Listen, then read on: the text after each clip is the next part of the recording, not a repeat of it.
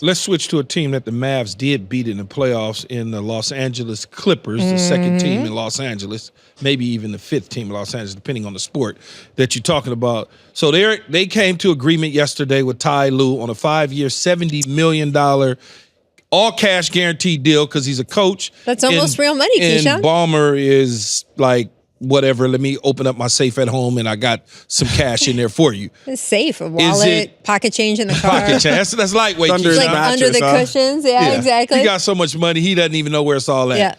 Yeah. Is this a good deal or a bad decision for the Clippers or Ty Lue to lock up like this? I think it's smart on both sides. I think the Clippers know they have one of the best coaches in the NBA, hands down. Ty Lue is so good.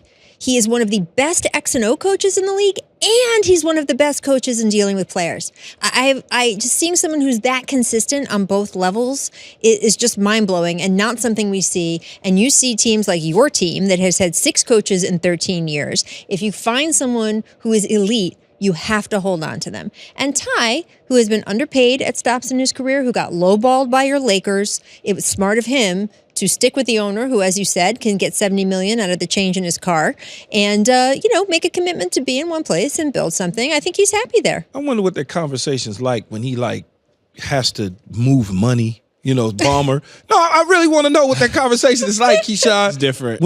Because I remember when I was drafted by the Jets and I was on the phone with Leon Hess. And one of the things Leon Hess said is, I guess I got to call my bank and move the money now. Right. It was just a weird conversation to hear him say it, because obviously when you have that type of money, it's like, what do you say? It's like, I got a plan, not like you and I, Keyshawn, where we got a plan for our next meal or the shoes that we gonna buy. It's like with him, it's like, I got to spend $70 million on a coach. Just make sure we have that somewhere. Well, how much allowance did you get growing up? Probably like $50 a week. Okay. How much money do you think Steve Ballmer's kids got growing up? Probably $50 a week. I mean, look, people with money like that, sometimes they don't spoil their kids. They make them work for it and stuff. Yeah. Maybe not $50, but I don't think they were driving Ferraris. They'll be all right. Put it that way, Keyshawn. I think they'll be fine. I don't think they have anything to worry about at all. But the Lakers got a lot to worry about.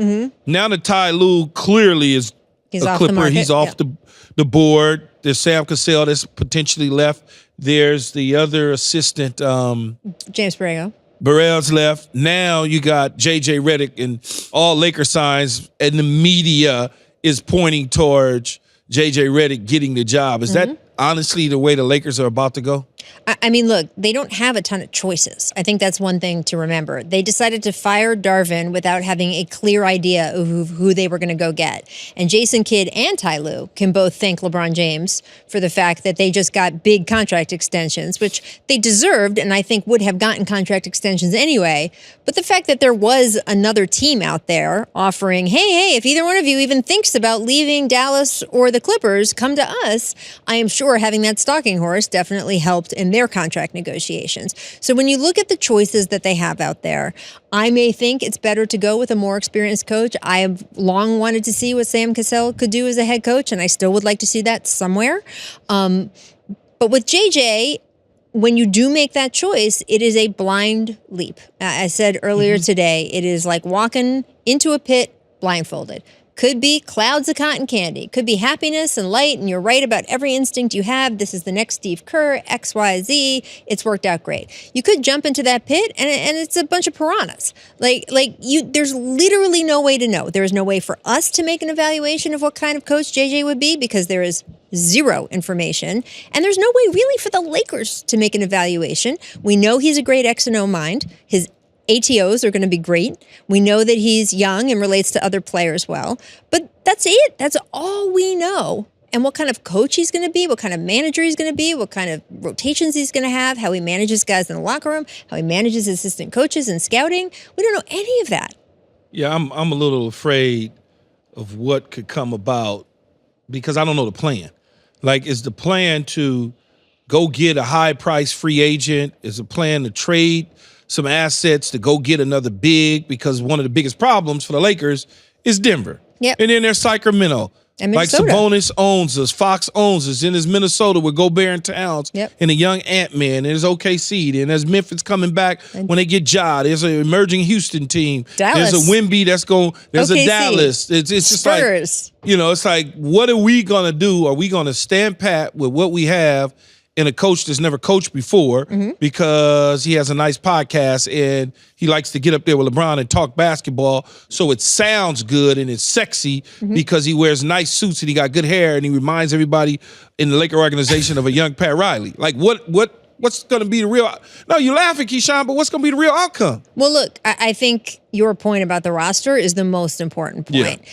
Darvin Ham, if he was not handed a team that was exactly the same team, basically, I mean, a few additions, but most of those didn't work out because of injury issues, is in its heart the same team that got swept the year before, and then you expect them to beat that team the year after. That is not on Darvin Ham. No. So I agree there were cracks in Darvin's relationship with his two stars. However, if the roster was different, I think those cracks get papered over the way they do when you win. And the roster was not at a level of some of those elite Western Conference teams. So if they can convince the right third star to come, great. I do think that's going to be a tough order, though, because there just aren't as many guys out there as you would want, and you've got to convince them to come play with LeBron and AD instead of having their own team and all this stuff.